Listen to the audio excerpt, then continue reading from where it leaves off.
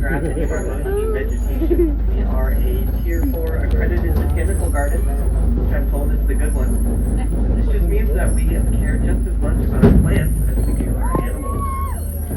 Additionally, we do end up feeding a lot of our plant matter to our animals directly. So whether that's the bamboo, the pandas, or the eucalyptus to the koalas, we ask that you help us out with our goal of making sure our animals have enough to eat. So just one little rule remains. So when we get closer to our animals, we are get close with, you are more than welcome to stand up to get a better view. If you do this, we just ask that you keep one hand on something stable at all times, whether that's the back of the seat in front of you or any kind of handrail. And also we ask that you keep both feet firmly planted on the floor. We don't want anyone standing up on those benches and slipping. That would, of course, be pretty dangerous. So anyway, moving on to our animals. Our very first animal on our tour is going to be up ahead on our right-hand side. This one's going to be the Malayan tiger. This time of day, they tend to be pretty sleepy, as they do tend to sleep through the day. I don't seem to be seeing any of our tigers now. There he is, up in the back right-hand corner. So only about the front end of the bus can see right now. I'll slowly creep by, so hopefully everyone is getting a view. And while we're creeping by, I'll give you some tiger facts. So the Malayan tiger, they are blue stripes, and it is actually camouflage. One big problem with their camouflage plants is that they are bright orange. But in the bottom, guys, They are this is my actually first trying to hide video. from their prey. They happen to see fewer colors than we humans do. Which means that while they may appear bright orange to us, their prey actually blend in pretty well to the surrounding plants. Next up on our tour here today is going to be the hippopotamus.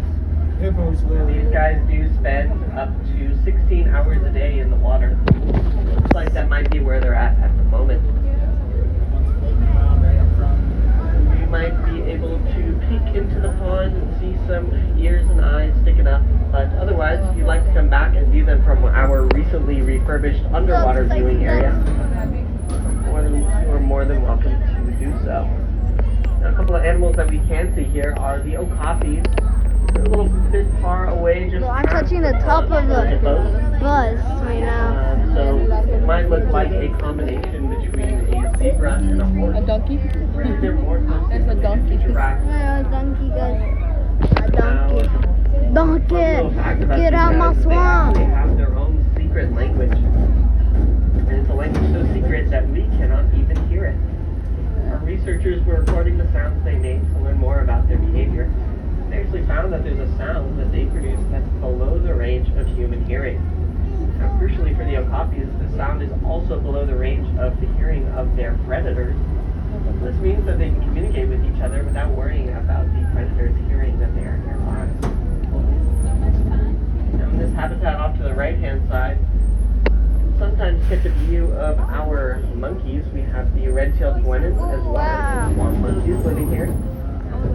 Looks like they might be hanging out around level, so I'll keep it moving so we can all get a view. I am holding on for my life. Do you have a life? The next animal on our tour is going to be more flamingos. Those are going to be the greater flamingos. They'll be on our left-hand side. But if you find yourself here later on in the day, you want to check out our giant pandas. Those guys live off to the right. Unfortunately, this is one of the spots where our bus just stayed. But I certainly recommend you go check them out. Why Keep in is mind, it chiquito? the viewing area for the pandas is found a bit earlier than the rest Oh, of the that's zoo. stinky. So they account for that. Oh, no traigo, más dijiste baboso, estúpido. Y yo, On pinche your left-hand cochinito. side, like I mentioned, are the greater flamingo. These guys are noticeably less pink than the other guys. The Less previous pink. flamingos up at the entrance were borderline orange. Now, flamingos get their color from the natural pigment called beta-carotene. It comes from the crustaceans, which they eat. The more this pigment means more of that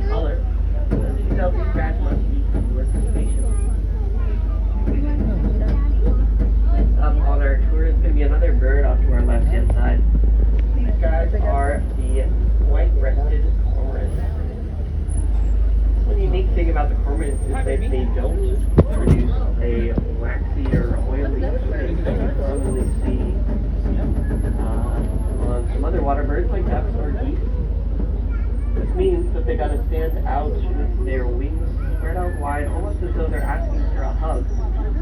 Really what they're doing, because they're just drying off, similar to what you or I might do after a long day.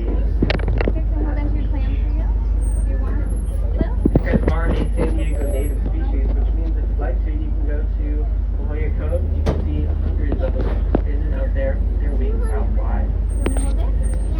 So next up on our tour is not an animal, but a plant. And it's this collection of plants off to our right-hand side. So speaking of San Diego native species, all of these are San Diego native species, San Diego native plants.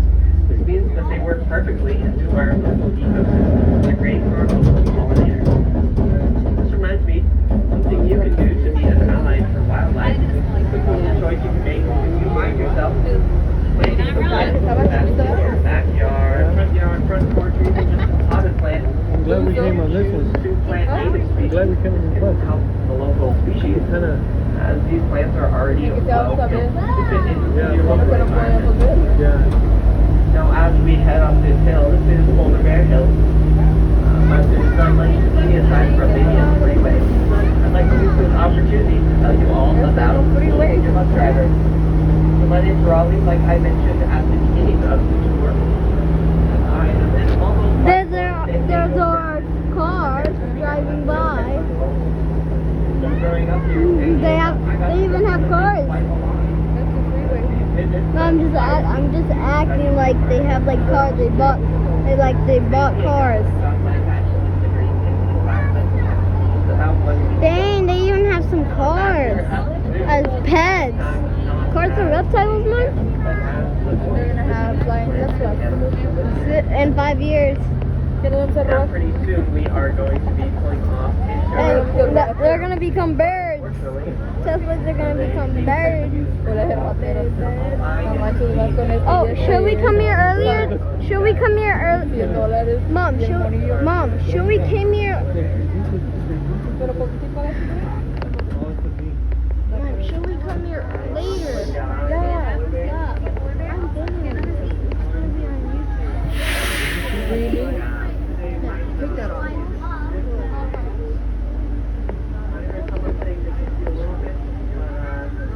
Record again. Mom's talking. You can always come back here to We can always come their back. area. We've got a pretty good interior viewing area that lets you see them even when they are trying to get a break from the heat.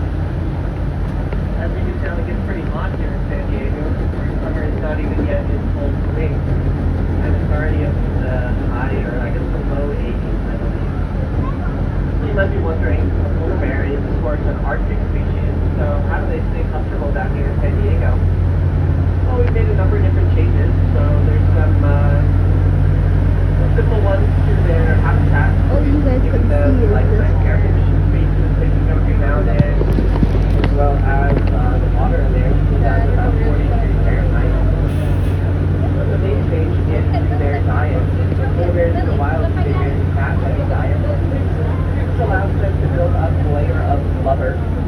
This blubber lets them stay warm when temperatures get really cold. Now, the polar bears living here in San Aquí que Diego, vergas es otro especial, ¿ves? these are diet guys.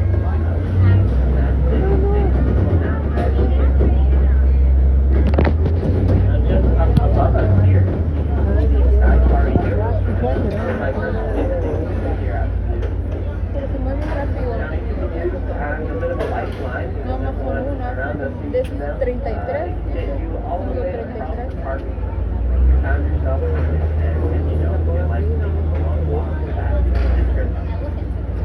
It also Se does les act grabas as un dron. a core habitat. Oh God.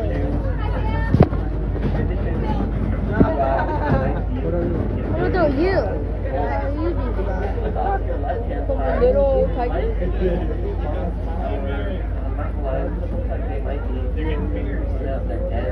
O venden cerveza. No sé dónde, pero sí. Guys, they have cool kids hat on.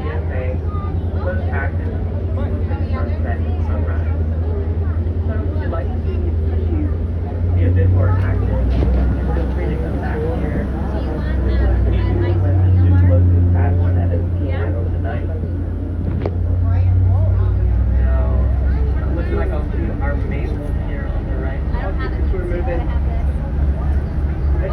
we've got a chance to see as we head into elephant autumn. So this elephant season, and it is the closest living relative to elephants.